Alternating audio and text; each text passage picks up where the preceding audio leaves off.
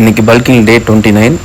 எப்போ போல் காலையில் இருந்துச்சு ஃப்ரெஷ் ஆகிட்டு ஃபஸ்ட்டு ஃபுட்டாக எக்கும் ஓட்ஸும் எடுத்துகிட்டு ஜிம்முக்கு கிளம்பியாச்சு.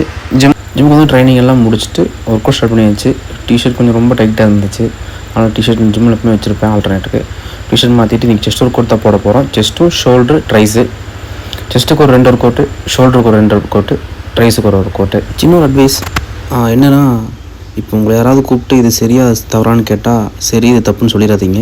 தெரியாதுன்ட்டு போய் நீங்களே பார்த்துக்குன்னு சொல்லிட்டு போயிருங்க. ஏன்னா நாளைக்கு அவங்க உங்களே குத்தம் சொல்லலாம், இவர் சொன்னங்காட்டி தான் நான் வேணாம் சொல்லி அதை விட்டேன்னு. ஒர்க் அவுட் முடிச்சதும் போசிங் பார்த்துட்டு வீட்டுக்கு கிளம்பியாச்சு. வீட்டுக்கு வந்ததும் ஃப்ரெஷ் ஆகிட்டு தியானத்தில் உட்காந்தாச்சு. தியானம் முடிஞ்சதும் செகண்ட் ஃபுட்டாக ரைஸும் வெஜிடபிளும் சாப்பிட்டு முடித்ததும் என் பொண்ணு பசிக்குதுன்னா, என் ஒய்ஃப் வந்து ஜிம்மில் இருந்தாங்க, அதனால் நானே மாவு எடுத்து நானே சுட்டு தரேன்னு ஒரு 10 தோசை விட்டுருப்பேன். 11ஆவது தோசை நல்லாவே வந்துச்சு. என் புள்ளையே நொந்துட்டா.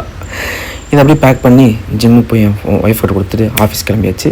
சைட்டுக்கு போனதும் வேவு எடுத்துகிட்டு ரிலாக்ஸ் பண்ணிவிட்டு லஞ்சுக்கு எக்கு வெஜிடபிள் ரைஸு எப்போ போல் ஈவினிங்காக சக்கரவள்ளி கிழங்கும் எக்கும் சைட்லேருந்து கிளம்பியாச்சு. நீ கொஞ்சம் லேட் ஆகிடுச்சு.